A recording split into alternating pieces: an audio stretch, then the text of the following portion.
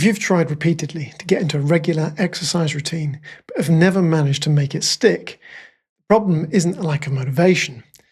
The fact that you started over and over again shows that motivation has always been there. The more likely reason why you struggle to be consistent with exercise is that fitness has become more complicated than ever. Now with AI, you can access thousands of training programs, millions of videos, and endless advice from coaches, athletes, bodybuilders, doctors, physiotherapists, and influencers. But therein lies the problem. When you decide you want to get fit, you're entering a world with thousands of opinions. You may start exercising because you want to lose weight and get a bit stronger. But within a few days of searching online, you're being told about hypertrophy, functional fitness, mobility, conditioning, HIIT, hybrid training, longevity optimization, recovery protocols, cold plunges, supplements, hormone optimization, and 100 other things. And of course, this will have you questioning whether you're doing the right thing. If you're anything like the people I've worked with over the years, you want to know that what you're doing is going to work. You want reassurance, perhaps someone to tell you, yes, this is a good use of your time, keep going. Because if you're busy with work, family responsibilities, and have only a limited amount of time and energy, then uncertainty becomes a big problem. Uncertainty leads to doubt. You'll start asking yourself, should I be training for strength or hypertrophy? Should I be doing more cardio? Should I be stretching more? Should I be using kettlebells? Should I be running? Should I be doing Pilates? And if you question what you're doing enough times, you'll lose faith in it and quit. And this is where we can learn from people who trained 100 years ago. If you go back to what was often called the physical culture era, before fitness became an industry, people approached exercise differently. They weren't trying to optimize everything or pursue 6 different goals at once. They focused on building strength. And much of what I mentioned earlier, such as functional fitness, hybrid training, and Pilates, weren't even considerations. And it was that narrow focus that helped them to stay consistent. They trained with only a few tools and strived to master them. They also focused on just a handful of key exercises too. They built strength and confidence, and this gave them momentum. And I think that's still the best approach for you starting out today. Narrow your focus by picking just one tool. I suggest dumbbells, not because they're the best tool in every circumstance, but because they're accessible, versatile, and convenient. And convenience, as I talked about in a previous video, matters more than most realize. Next, pick a handful of exercises, not 50. Practice them consistently. Build your confidence, track your progress, and you will have evidence that what you're doing is working. After a while, you can always add more exercises, explore different methods, and pursue different goals, maybe even add another tool. Just don't start this way. Remember, as a beginner, you don't need more options. You need simplicity, certainty, and a belief in what you're doing. I think that modern fitness has convinced the masses that the answer to consistency is finding the perfect program, when in reality, the answer is finding a way of training that's simple enough that you're still doing it years later. Strength training isn't complicated. The challenge these days is ignoring all of the opinions you see online and believing what you're doing long enough to see the benefits. Now I want to give you an example of what this looks like. Before I start, I want to say I'm not a fan of videos that state these 5 exercises are all you need, or this is the best program because it goes against everything that I've just been talking about. But in order to give you an example, I'm going to show you a program with 5 exercises and then explain how I would help a client progress with the program and what to expect. This is a great starting program for anyone. It consists of 5 exercises which can be performed in a circuit. They are the get-up, the goblet squat, the bench press, the lunge, the dumbbell row. The get-up is one of my favorite exercises for people who are just starting out. I don't think of it as a strength exercise. I use it because it's brilliant for improving mobility, balance, and coordination. And over the years, I've found it helps people feel looser, more mobile, and often gets rid of a lot of the everyday aches and pains that come from sitting at a desk or spending too much time in the same positions. If you've never tried it before, don't be surprised if it feels awkward. That's completely normal. In fact, the more awkward it feels, the more it probably highlights that your body needs the exercise. You're moving in ways that most people simply don't during everyday life, twisting through the hips and the trunk while opening up the shoulders. So it challenges parts of the body that have often become stiff over the years. I recommend using a relatively light weight. Too light and you don't get much feedback from the movement. Too heavy and the risks simply aren't worth the rewards. I think of it as a Goldilocks exercise. You want the weight to feel just right. Heavy enough that you know where the dumbbell is and you have to control it, but not so heavy that you feel uncomfortable having it above your head while you're getting up from the floor. As you practice it, you'll gradually open up the shoulders, hips and spine while strengthening the muscles that support those new ranges of movement. It's one of those exercises that doesn't look particularly impressive, but many people tell me exactly the same thing after a few weeks. They feel looser, move more freely, and even have a bit more of a spring in their step. The goblet squat is one of the foundational movements in this program. Squatting is something we could all do naturally as children, but many of us gradually lose the ability as we get older, largely because we spend so much of our lives sitting in chairs. Most people think of squats purely as a strength exercise, but I think of them as a mobility exercise as well. A good deep squat stretches the ankles, knees and hips while strengthening muscles around them at the same time. The reason I've chosen the goblet squat is because it's such an accessible place to start. Holding the weight in front of your body shifts your center of gravity forwards, making it much easier to squat deeply, even if your ankles and hips are quite tight. It gives most people an immediate feeling of success. As you become more comfortable, you'll gradually squat deeper and deeper. Over time, you'll build stronger legs, but you'll also improve your mobility in your ankles and hips and strengthen your knees through a full range of movement. Many people are surprised by how good their knees actually feel once they regain the ability to squat deeply. You'll see me progress from holding one dumbbell in front of my chest to holding 2 dumbbells at my shoulders. This allows you to gradually increase the challenge without making the exercise more complicated. You'll also notice your trunk and abdominal muscles work much harder to keep you upright.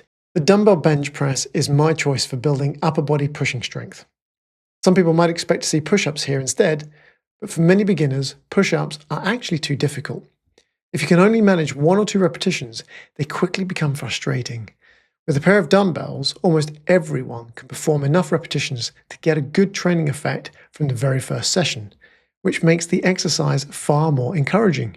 I also prefer dumbbells to a barbell. They allow each arm to work independently. So if one side is weaker, it can't simply hide behind the stronger side. They also encourage better control and coordination. And because your hands are free to move naturally, many people find them more comfortable on the shoulders than a barbell. The bench press sometimes gets criticized for creating tight shoulders or poor posture, but I think that's usually the result of doing too much pressing and not enough pulling, or always training through exactly the same movement. In a balanced program like this, where you're also rowing, performing get-ups, and changing pressing angles over time, I don't think that's something most people need to worry about. As with the other exercises, start lighter than you think you need. You're lying underneath the weights, so there's no prize for rushing to heavier dumbbells.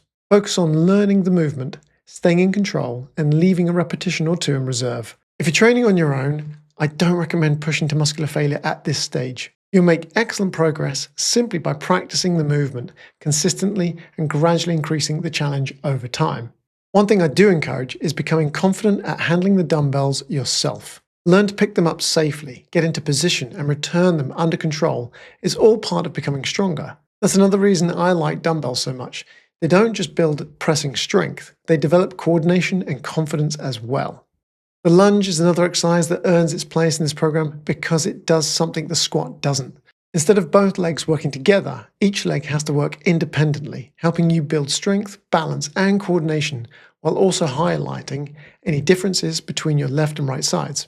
One of the biggest benefits is the position it puts your hips in. As one leg steps forward, the other stays behind, giving the hip flexors a stretch that many of us need after years of sitting. At the same time, your front leg is working hard to lift and lower your body, making it an excellent exercise for strengthening the legs and knees.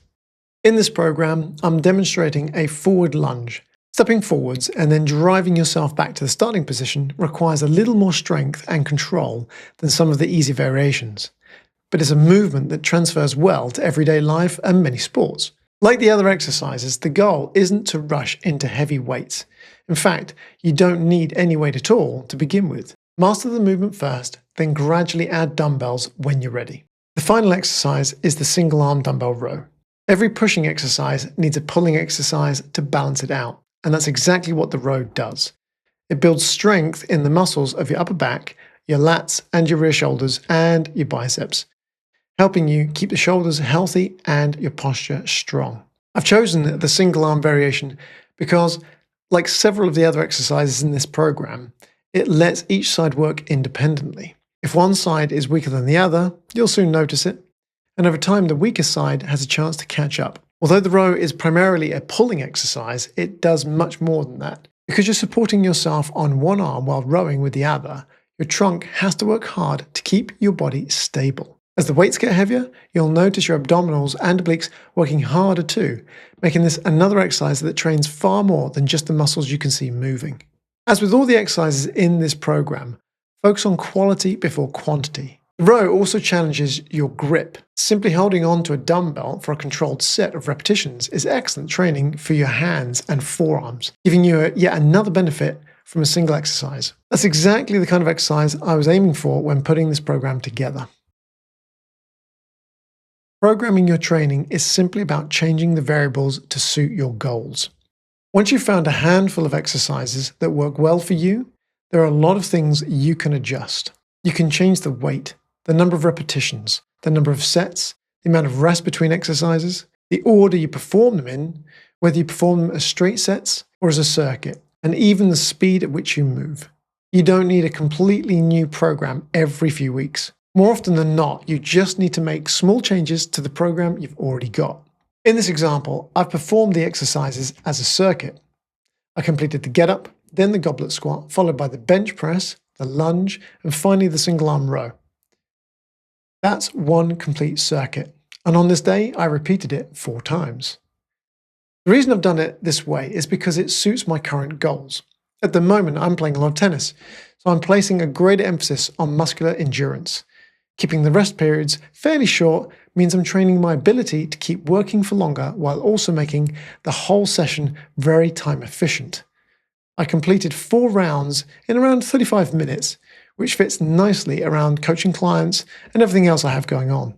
One of the things I really like about training this way is that the exercises become their own warm-up. I don't spend 20 minutes stretching out before I start, and I don't jump straight into my heaviest weights. I simply begin with a comfortable weight, practice the movements, and allow my body to warm up naturally. By the second round, my muscles are warmer, my nervous system is switched on, and I can gradually increase the weight if it feels appropriate. If your goal is to build maximum strength, you'd probably program this differently. You might rest longer between sets, perform the exercises individually instead of a circuit, and lift heavier weights. That's the beauty of programming. The exercises don't necessarily need to change. It's often the way you organize them that changes. One thing I think is really important is understanding the difference between a workout and a training session. A workout is usually judged by how tired you are afterwards, how much you sweat, how high your heart rate went, or how many calories your watch says you burned. A training session is different. It's about becoming better at something. Does your get-up look smoother than it did a few weeks ago? Are your shoulders and hips moving more freely? Are the dumbbells more stable during your bench press? Are your lunges more balanced and controlled? Is your row stronger with better control of your shoulder blade? Those are things I want you to pay attention to. Personally, I don't encourage people to become obsessed with smartwatches or calorie counters during their training. Sweating simply tells you your body is cooling itself down. On the day I filmed this, it was over 30 degrees in the gym. Of course, I sweated more than I normally would. That didn't automatically make it a better training session. The quality of your movement matters far more than how exhausted you feel when you finish. Every exercise in this program has been chosen for 2 reasons. First, together they train almost every major movement pattern in the body. Second, they're exercises that most people can succeed with from the very first session. The second point is incredibly important. It doesn't matter whether you're lifting 5 kilograms or 50. What matters is that you're practicing movements you can perform well, building confidence from the very beginning, and creating positive momentum that keeps you coming back. The biggest mistake many people make is thinking they need more exercises. Most of the time, what they really need is more consistency. That's why I've deliberately kept this program simple. 5 carefully chosen exercises are enough to train your body, and because the sessions don't take very long, they're much easier to fit into a busy life. As you improve, you can change one exercise at a time if you want to. But you'll notice that experienced lifters are still squatting, still pressing, and still rowing years later. These are timeless movements. I've been squatting for over 30 years and I still squat regularly because it's one of the best ways to stay strong, mobile, and resilient. One final point, I don't use training like this as my primary tool for losing weight. That's what nutrition is for. Training is there to build strength, improve mobility, develop balance, coordination, and endurance, and to make you more capable. If you try to turn every training session into a calorie-burning workout, you'll often end up chasing fatigue instead of progress. Eat according to your weight loss goals, but let your training focus on becoming more capable. The goal isn't just to make you stronger, it's to make you more confident moving your body and more confident handling weights. Once you've got those two things, everything else becomes much easier. Remember, these aren't the 5 best exercises. They're simply 5 accessible exercises that work incredibly well together. Learn them, practice them, and get a little better each week, and they'll continue to serve you for many years to come.